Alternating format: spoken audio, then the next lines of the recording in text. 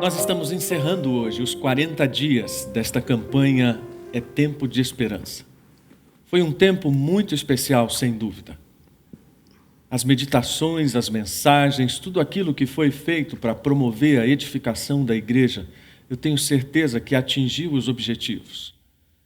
E não digo isso por qualquer pretensão minha ou dos pastores André e Felipe, mas porque é o que temos ouvido.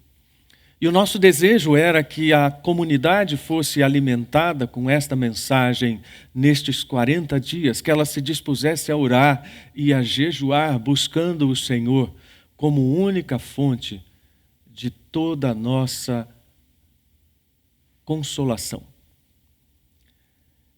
E nesta última meditação bíblica, nós escolhemos um dos textos que já foram abordados nas devocionais diárias que todos têm recebido. É o texto de 1 Pedro, capítulo 1, versículos de 3 a 5, que nós lemos no começo da celebração, e que diz, vou ler novamente: todo louvor seja a Deus, o Pai de nosso Senhor Jesus Cristo. Por sua grande misericórdia, Ele nos fez nascer de novo, por meio da ressurreição de Jesus Cristo dentre os mortos. Agora temos uma viva esperança e uma herança imperecível, pura e imaculada, que não muda nem se deteriora, guardada para vocês no céu. Por meio da fé que vocês têm, Deus os protege com seu poder, até que recebam essa salvação, pronta para ser revelada nos últimos tempos. Nesta semana que passou, nós perdemos mais um dos artistas que marcaram a nossa vida, ou pelo menos a minha vida. Se você tem mais de 20 anos, você certamente teve as suas tardes lembradas em episódios memoráveis da dupla Shazam e Xerife. Um dos protagonistas desta série, nesta semana, tirou a sua vida e supostamente deixou um bilhete dizendo: a humanidade não deu certo. Fiquei muito triste quando eu vi a notícia, quando eu tive conhecimento daquilo que cercou essa morte. Porque talvez ela tenha traduzido o pensamento de muita gente, até dentre os que se dizem crentes. Essa pergunta ela está ecoando nos nossos corações de uma forma insistente neste momento de crise. Mas a humanidade deu certo mesmo? Será que nós estamos no ponto onde Deus queria que estivéssemos? Será que nós poderíamos ter feito melhor? A grande questão tem sido por que tanta coisa dá errada. Em 1910, o escritor, teólogo, filósofo inglês Chesterton escreveu uma obra chamada O que há de errado com o mundo. A obra não foi muito bem aceita pela crítica. Um dos jornais londrinos disse: não temos a menor ideia do que está mal no mundo, mas depois de ler o livro do Sr. Chesterton, nós sentimos que tampouco ele sabe. E a análise deste escritor, na verdade, era muito mais localizada a algumas situações da própria Inglaterra. Não é uma obra que se possa dizer de um grande escopo em relação às questões existenciais da humanidade. Mas, na verdade, o que ele tentou fazer foi explicar aquilo que nós temos visto sem sermos pesquisadores ou cientistas. Que o centro da humanidade mudou de tal forma que o homem hoje se sente realmente o detentor de toda a verdade. O homem sente que é ele quem determina o que é verdadeiro e o que é falso. Ou seja, a própria essência dos seres humanos foi alterada, porque agora, como eles se acham o centro do universo e autônomos porque estudam o mundo, então eles podem descobrir as leis da natureza e utilizá-las para melhorar as suas próprias vidas. Seja qual for o nome que nós temos dado para isso, nada mais é do que o efeito da separação de Deus. Naquilo que os teólogos têm chamado de queda da humanidade. E o que é fatal na queda é a continuação e a repetição do padrão de sermos independentes, de cada ser humano achar que pode realmente construir a sua própria história e caminhar nesse sentido egoisticamente, adotando para si deuses no lugar que deveria ser de Deus.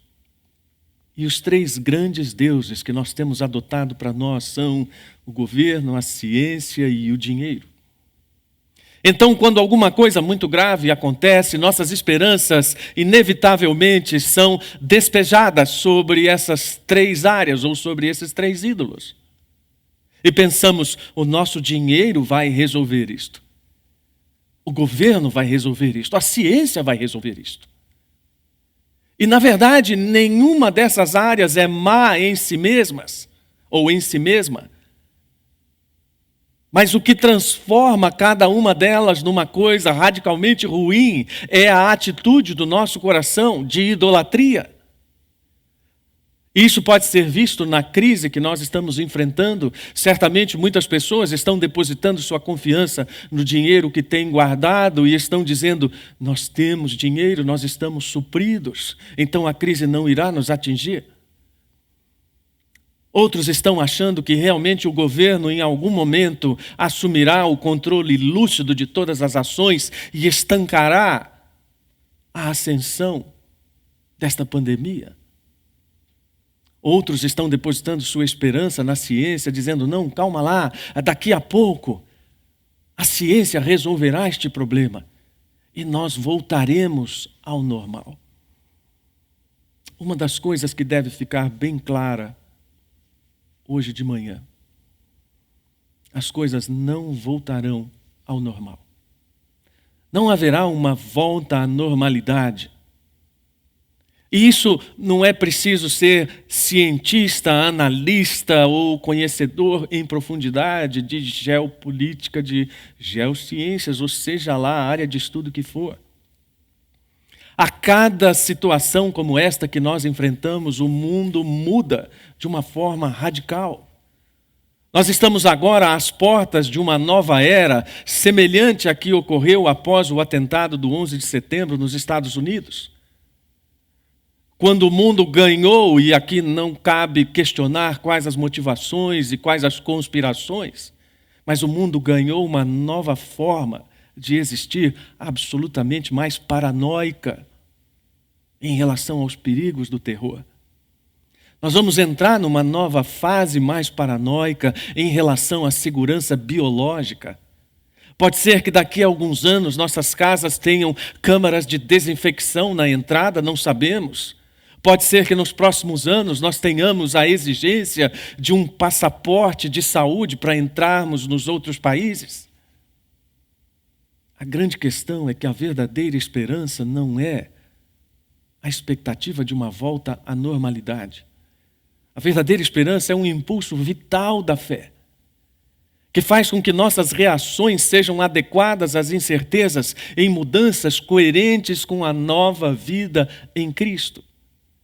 Isso fica bem claro no texto que nós lemos, porque a esperança é a força que pulsa nos escritos do apóstolo Pedro. Não é à toa que ele é chamado de apóstolo da esperança. Nós precisamos desses rótulos, né? E eles nos ajudam a guardar. Paulo é tido como o apóstolo da fé, João o apóstolo do amor, Pedro o apóstolo da esperança. Mas o mesmo filósofo que eu citei no começo, ele diz que a esperança só começa a ser uma força quando tudo está perdido. Esse é o tipo de frase que nos derrota, que nos assusta. Nós não queremos chegar a uma esperança depois de perder tudo. Mas não é necessariamente esse o raciocínio. Do domingo passado eu mencionei aquele cego que foi curado por Jesus, que para todas as pessoas à sua volta, os seus familiares, as pessoas da sua religião, era alguém com um padrão de desesperança. E quando as pessoas perguntaram para Jesus quem pecou, Jesus diz, não, a questão não é essa, a questão é que isso aconteceu para que a glória de Deus fosse manifesta. Ou seja, o cego era um padrão de esperança. Isso significa que normalmente a nossa falta de esperança está ligada à nossa fé, ou à falta de fé, que é uma perspectiva inadequada sobre Deus.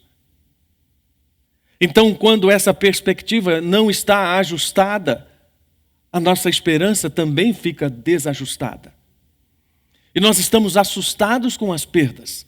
E quanto mais a morte chega próxima de nós, mais nós carecemos de esperança. Um pensador diz que está próximo e difícil de compreender Deus, mas onde há perigo, aumenta a salvação. Então nós estamos nesse momento maravilhoso, eu diria, para lembrar que onde as perdas que temos em perspectiva neste mundo são muito menores do que os ganhos que nós temos naquilo que Cristo nos propicia. Eu tenho repetido em quase todas as últimas mensagens que Deus está alegre na missão de restaurar todas as coisas. Então, isso para nós deve ser uma energia, uma força que nos ajuda a prosseguir, que nos renova, que nos ajuda a entender o que Deus está fazendo, que nos ajuda a encontrar propósito em todas as situações diferentes que estamos enfrentando. Mas talvez mesmo assim, ainda haja alguma dúvida entre o que é fé e o que é esperança. Para ilustrar isso de uma forma bem clara, basta você pensar numa situação bastante cotidiana que quem tem filhos conhece. Quando você diz a uma criança, amanhã nós vamos ao parque, ou amanhã nós vamos viajar, ou amanhã vamos fazer um passeio, aquela criança se enche de alegria pela certeza de que aquilo que o pai está prometendo, ou a mãe, será cumprido. Isso é fé. Mas a alegria que ela experimenta na ansiosa expectativa de que o dia seguinte chegue, isto é esperança.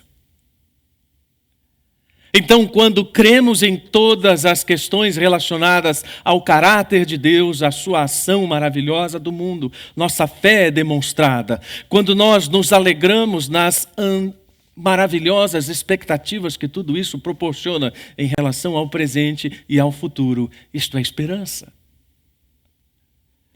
Por isso Pedro iniciou a sua primeira carta, lembrando sobre a identidade dos seus leitores em Cristo. E ele fez isso exatamente para lembrar que, por terem essa identidade em Cristo, eles já tinham essa viva esperança que ele diz no versículo 3. Ele nos fez nascer de novo, nós estamos identificados com Cristo e por meio da ressurreição nós agora temos uma nova esperança. Todos nós devemos nos alegrar com isso, a humanidade deveria celebrar o fato de que Deus está empenhado em salvar o mundo, de que Deus continua se movimentando e que a alegria dele reside nisso. Quando Jesus visitou a casa de Zaqueu, e a maioria das pessoas conhece um pouco do contexto de Zaqueu e o quanto ele era odiado pelas pessoas próximas a ele. Quando Zaqueu se rende a Cristo e faz toda aquela declaração, as palavras de Jesus depois daquela declaração são: hoje chegou salvação a esta casa. É uma expressão de alegria em relação ao que há no coração de Deus. Em relação ao que Deus está fazendo pelo mundo e que o apóstolo Pedro diz, os anjos anseiam observar. Um texto que por muito tempo foi interpretado de forma equivocada, como se os anjos desejassem anunciar, pregar o evangelho. A gloriosa participação dos anjos é testemunhar essa ação restauradora de Deus. A cruz, na verdade, é um verdadeiro grito escatológico de inauguração dos novos tempos, mas também um grito que diz: nada vai ser como antes. Nem todos dizem isso com a mesma empolgação, porque dizer nada vai ser como antes pode ser contabilizar perdas muito grandes, e eu não quero dizer isso. Mas é exatamente isso que a cruz está dizendo. Nada vai ser como antes. E Pedro tinha a autoridade para dizer, porque ele viveu isso. Ele negou Cristo. Ele esteve escondido de medo depois da morte de Cristo e viu a sua desesperança ser transformada em esperança pela ressurreição. Talvez não haja um texto que mais bem expresse esta verdade do que 2 Coríntios 5,17. Logo, todo aquele que está em Cristo se tornou nova criação. A velha vida acabou e uma nova vida teve início. Ou seja, Deus continua trabalhando nos nossos corações para que eles estejam cheios desses efeitos de transformação e de semelhança com Cristo. John Newton foi um ex-traficante de escravos no século XVIII que se tornou pastor anglicano. Você pode imaginar a transformação na vida deste homem?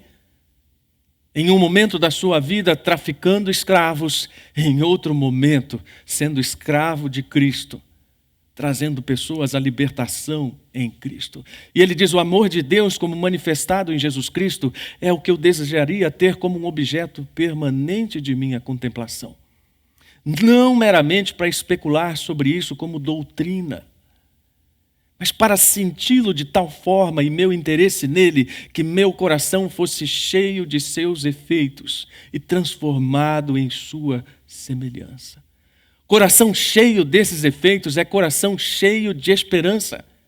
É uma vida energizada pela esperança de Cristo, que se recusa a ter o lado sombrio das coisas como mais importante. Eu tenho acompanhado os debates pela imprensa de todas essas ações governamentais, de todos esses desencontros políticos que tanto têm entristecido os nossos corações. Aliás, nas salas de oração, nós temos orado insistentemente por isso, pelos nossos governantes, para que eles se juntem acima dos seus interesses pessoais e políticos, para entender os interesses das nações ou da nação. Então a grande questão não é se vamos dar ênfase à quantidade de pessoas mortas ou à quantidade de pessoas curadas. Não é uma questão estatística, mas simplesmente uma questão de olhar para as coisas e pensar naquilo que melhor nos aproxima de Deus. Não é uma síndrome de Poliana, de pensar sempre no lado bom das coisas. Não. É pensar no cuidado e no amor de Deus como o caminho para procurar o melhor dele. Quando eu escolho o lado sombrio das coisas, na verdade estou escolhendo me afastar da bondade de Deus e da compreensão da sua misericórdia. Mas quando eu escolho olhar para o cuidado e para o amor que Ele tem para conosco, então descubro o melhor meio de chegar ao conhecimento dEle. Não é à toa que depois desta crise, muitas pessoas sairão fortalecidas e outras sairão enfraquecidas. Aliás, já é o que estamos vivendo. Algumas pessoas, apesar de terem toda a condição material, financeira, estão enfraquecidas. Outras, apesar de lidarem com inúmeras situações desafiadoras, inclusive de perdas na própria família, estão fortalecidas. Porque simples. Quando alguns domingos atrás nós olhamos para o texto de Romanos 8, capítulo 24 e 25, ou melhor, versículos 24 e 25, nós vemos Paulo afirmando: recebemos essa esperança quando fomos salvos. Ou seja, está no combo que você recebeu de Deus. Está no pacote dessa operadora do céu. Esse canal da esperança para encher você de alegria. Para deixar claro que a esperança não é a ilusão de que aquilo que você perdeu será restaurado. Aliás, um pastor amigo meu dizia em relação a essas orações que normalmente são feitas, né? Restitui, Senhor, restitui o que é meu. Você já ouviu essas orações, né, Maria Lídia? E um pastor dizia o seguinte: olha, não restitui nada, por favor. Porque eu não quero o que é meu de verdade, eu não quero o pecado, eu não quero a condenação, eu quero essa nova vida em Cristo. Então, para entendermos essa realidade, nós precisamos juntar todas essas afirmações bíblicas para chegar à conclusão de que tudo terá que ser reavaliado. Aliás, acho que nós todos já estamos fazendo isso. Nós estamos reavaliando nossa vida de uma forma como nunca fizemos. Uma pesquisadora de Harvard que tem sido famosa, prêmio Pulitzer de jornalismo, alguém que tem sido muito ouvida por todas as suas opiniões antes. Por exemplo, em 1994, ela já havia previsto que nós estaríamos sujeitos a esse tipo de situação que estamos enfrentando. Mas agora, nesta semana, ela disse, nós teremos que reavaliar a importância de tudo, das viagens, do transporte em massa, da necessidade dos encontros de negócios pessoais, se vamos enviar nossos filhos para estudar num outro lugar, num outro país. Esta semana eu li no jornal, a crise vai fazer com que as grandes cidades precisem reavaliar sua estrutura de moradia, especialmente estrutura popular. Tudo vai precisar ser reavaliado. As nossas concepções precisam de reavaliação, começando pela concepção de presença de Deus. Se olharmos pela Bíblia, e já tenho também destacado isso, vamos ver que a revelação progressiva de Deus é, na verdade, uma revelação também que passa do concreto para o abstrato. E Deus se revela ao povo de Israel, isso para não falar daquilo que ele fez antes, mas ele se revela ao povo de Israel de maneiras bem concretas. E então ele estabelece que a sua presença vai se dar num primeiro momento no tabernáculo, depois no templo, e para encurtar bastante a história, para chegar no tempo em que nós estamos, em que a presença dele é percebida, é sentida, imaterialmente, transcendentalmente. Nós precisamos reavaliar nossa ideia de presença de Deus, inclusive em relação ao culto, né?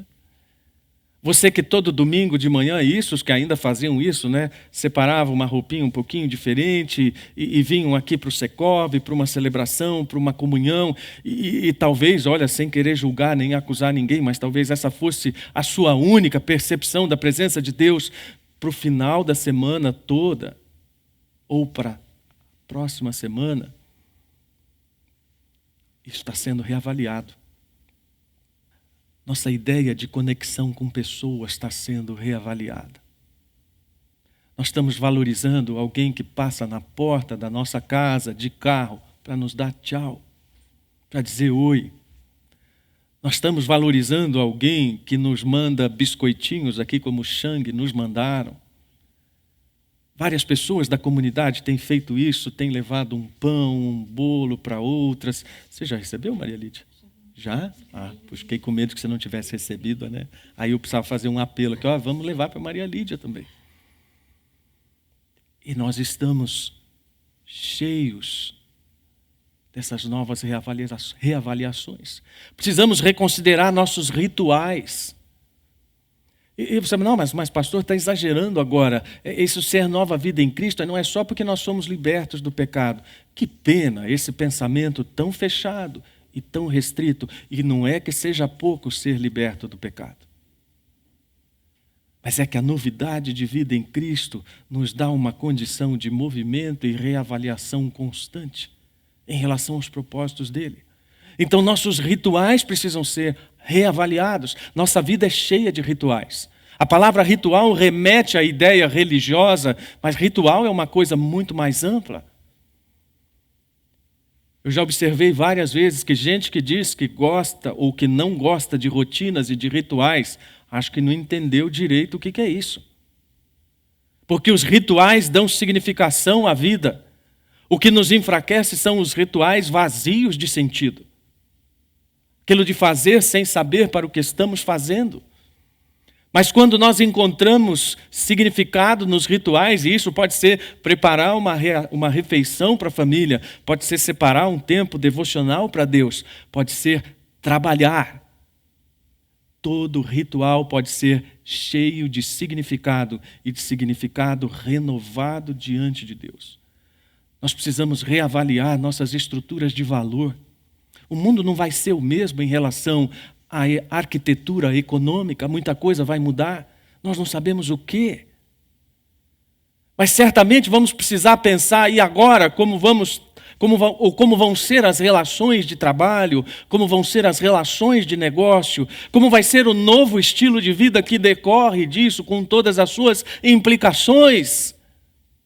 E eu digo, vai ser um novo tempo de esperança. Isso não tem nada a ver com a campanha que nós estamos terminando hoje. Isso tem a ver com a garantia dada por por Deus no versículo 4. Pedro diz, nós temos uma herança imperecível, pura, imaculada, que não muda nem se deteriora, guardada para vocês no céu. Ou seja, a garantia dessa esperança é alguma coisa que não vai ser destruída.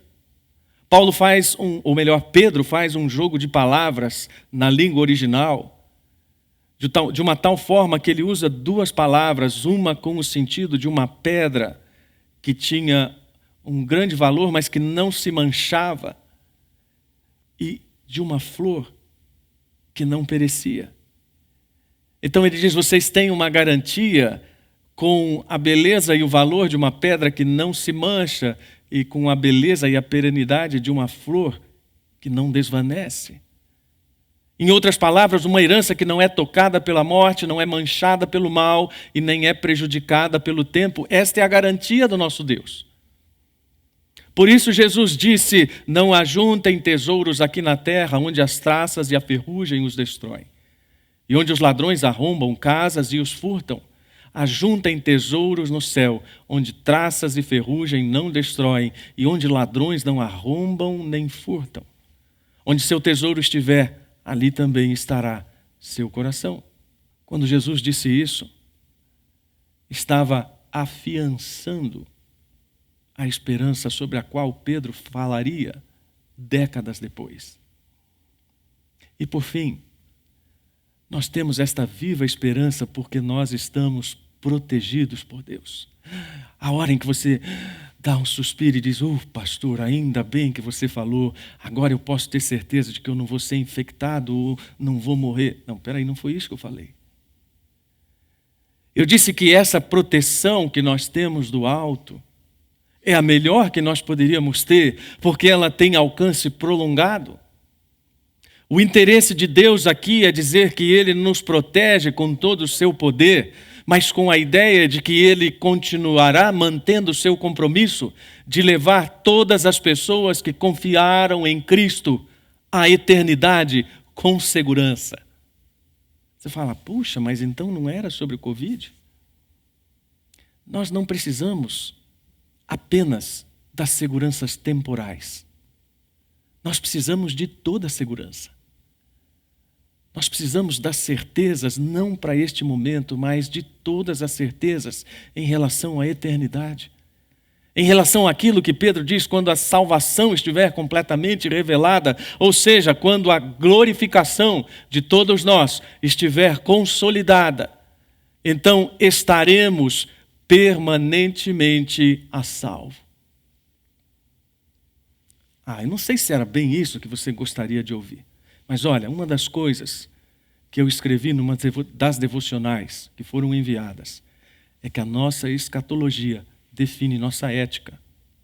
A nossa visão das últimas coisas define a forma como nós vamos viver agora. É por isso que este teólogo, chamado de o teólogo da esperança, diz uma ética da esperança vê o futuro na luz da ressurreição de Cristo. E a razão dela ser pressuposta e utilizada é o saber transformativo. Ela introduz a ação transformadora para antecipar o máximo possível a nova criação de todas as coisas que Deus prometeu e inaugurou em Cristo. Você vê? Antecipar o máximo possível a nova criação de todas as coisas. Antecipar o máximo possível essa esperança viva que nós temos em Cristo. Sim, nós podemos concluir esta mensagem dizendo: nós temos uma viva esperança em Cristo. Isso enche meu coração de alegria, isso enche meu coração e o nosso de esperança, como uma criança que se alegra na deliciosa expectativa de ir ao parque no dia seguinte. Mas isso também nos dá segurança, porque o lastro dessa promessa não pode ser destruído. A herança pura, imperecível e imaculada que nos aguarda na eternidade e, por fim, uma proteção como ninguém tem. O melhor plano de saúde que você possa ter não dá essa proteção. O melhor seguro de vida que você possa ter não dá essa proteção. O melhor fundo de previdência que você possa ter não dá essa proteção, mas o nosso Deus dá. Em Cristo nós temos esta esperança. Por isso, há 40 dias atrás, nós propusemos a CB Moema dizer: é tempo de esperança. Não porque fôssemos loucos, não porque não tivéssemos a ideia da gravidade do contexto em que estamos, mas exatamente por termos a certeza de toda beleza, de toda profundidade, de tudo aquilo que precisamos, que está nesta mensagem e que alimenta o nosso coração. Que assim seja, Comunidade Batista em Moema, que assim seja você, querido irmão, querida pessoa da nossa comunidade, você que nos ouve de outros lugares, dos estados do Brasil, talvez até de um outro lugar do mundo. A CB Moema diz para você hoje, mais uma vez, é tempo de esperança. Ore comigo agora. Pai, muito obrigado, porque nos últimos 40 dias nós temos vivido uma espécie de deserto.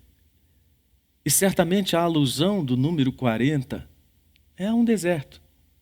Os 40 dias de jejum e oração de Jesus. E nós nos propusemos nestes 40 dias a meditar nas verdades eternas, a jejuar e a orar, clamando pelas tuas misericórdias sobre a humanidade, sobre o nosso país, sobre a nossa comunidade, sobre a nossa família, sobre a nossa própria vida. Nós declaramos a nossa fé de que o Senhor tem o controle de todas as coisas, que o Senhor pode acabar com esse vírus na hora em que quiser, mas que o Senhor também pode usar todo o contexto desta pandemia para nos aperfeiçoar. Então pedimos humildemente que o Senhor nos ajude a olhar não para o lado sombrio de tudo, mas para tudo aquilo que nos ajuda a chegar ao Senhor e entender o caráter maravilhoso de alguém que se relaciona conosco. Obrigado por dar sentido às nossas vidas. Obrigado por trazer esperança a estes dias. E agora, Pai, o desafio é que cada um de nós espalhe esta esperança. Que cada um de nós saia por aí dizendo às pessoas: bem-vindo a uma nova vida. Bem-vindo a uma vida cheia das transformações que só Cristo pode propiciar. E que todas estas reavaliações nos ajudem a continuar caminhando e dependendo do Senhor. Nós oramos em nome de Jesus, em quem temos esperança. Amém.